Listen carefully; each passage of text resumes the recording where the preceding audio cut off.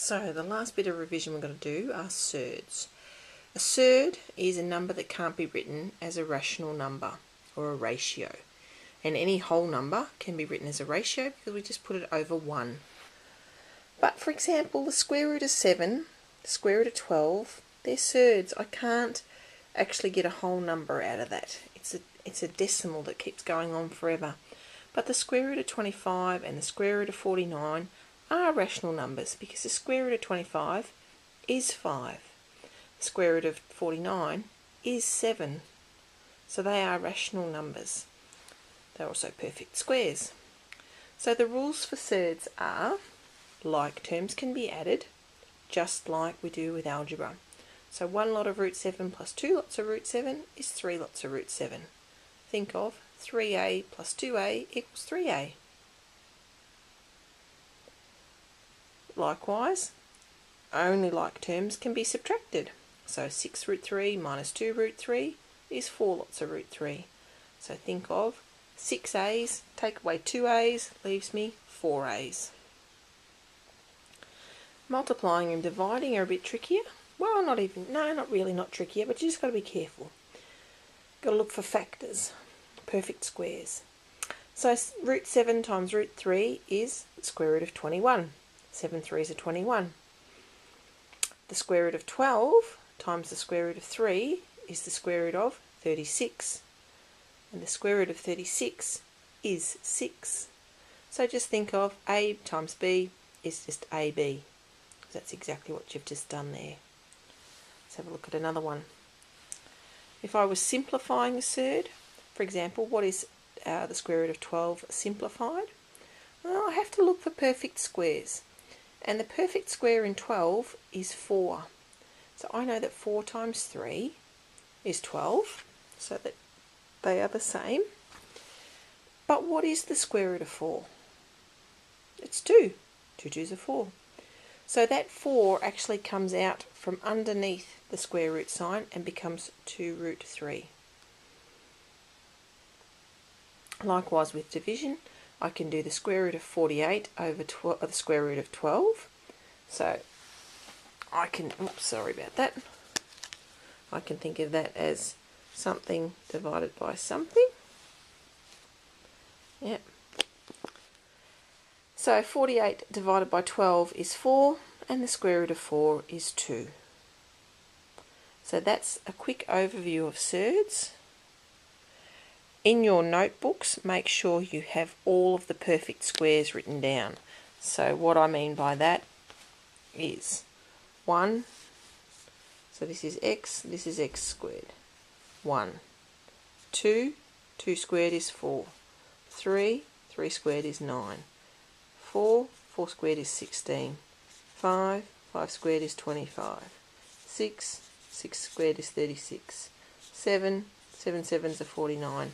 And so on and so on. At least up until 12. Because that helps you look for factors when you're looking at numbers. Okay?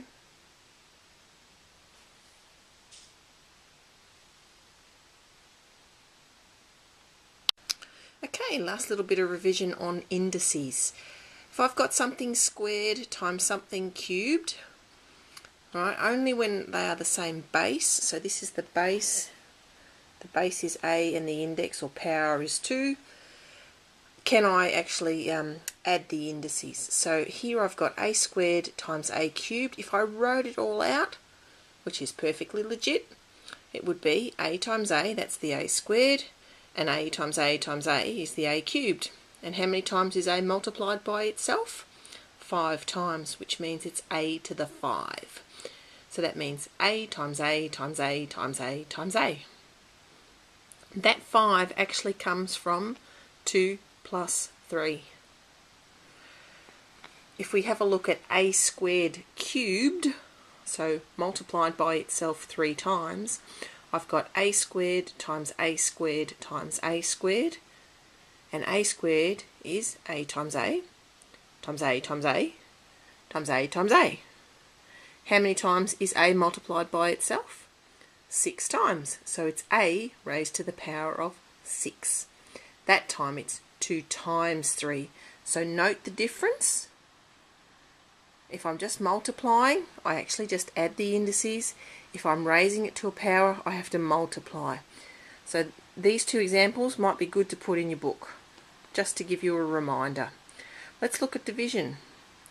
A to the power of 5 divided by a cubed. So I've got a times a times a times a times a over a times a times a. Now then you have to say to yourself, what can actually cancel? Well, a divided by a is 1, a divided by a is 1, and a divided by a is 1. So what am I left with? 2 a's on the top. So I've actually got a squared, which is 5 minus 3. Okay, so that 2 came from 5, take away 3. If it had have been the other way around, if I had have had a cubed on a to the 5, I would have had a times a times a over a times a times a times a. I'll get another one in there. Hang on, let me fix that up. A times a times a. So now I've got 5 on the bottom, 3 on the top. So when I cancel, a how many a's is 1, a how many a's is 1, a how many a's is 1, I've actually got 1 over a squared. Now, using that rule that we just had where you go the top one minus the bottom one, that would be a to the power of 3 minus 5. So a to the power of negative 2 is 1 over a squared. So that's how powers work. So you might see that as normally, like with if I said to you 10 to the power of minus 2 is 1 over 10 squared, which is, let me just rub that bit out, which is 1 over 100. So that's an example of when you would use it. So let me just put that back. Okay. So 10 to the power of minus 2 is actually 1/100. 1 on 10 squared. Okay. There's another special case when the two powers are exactly the same. So in this case I've got a squared divided by a squared. A times a divided by a is 1. It's like saying 10 how many 10s is 1, or 5 how many 5s is 1. A how many a's is 1. So that's actually 1, and that's also 1. So I've actually got 1, 1, 1, 1. So 1 times 1 is 1, 1 times 1 is 1, 1 how many 1s is 1. But let's have a look at how that actually works with the indices. So if I followed my rule, I'd get this minus that, which is 2 minus 2. 2 take away 2 is 0. So that's equal to 1, because when I cancelled everything down, I got 1. So anything raised to the power of 0 is 1. So let me give you two examples. 4k to the 0 and 4k to the 0. Which one of those equals 1? This one or this one? Or are they both equal to 1? Well, this one is actually equal to 1 because the whole thing is raised to the power of 0. This is actually 4 times 1 because this is the one that's 0. So the answer to that one is actually 4. It's 4 times 1. So note where the 0 is, because it's only related. If you needed all of it, you need brackets. So that's a quick overview of indices. So maybe you need those examples or something similar. If you want to put real numbers in there, do it with real numbers. Just put in, 2 squared times 2 cubed, and just write it out. 2 times 2 times 2 times 2, blah blah blah blah blah blah blah. Yeah, but you can't simplify anything that's got a different base. So 2 cubed times 3 to the 4, that's the end of it, because they are not the same base.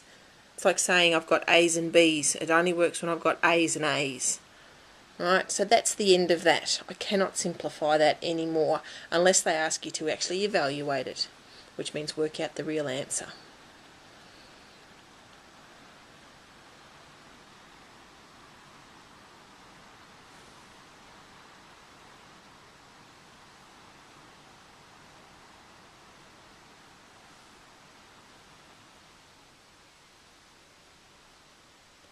Good luck with your exam, everyone.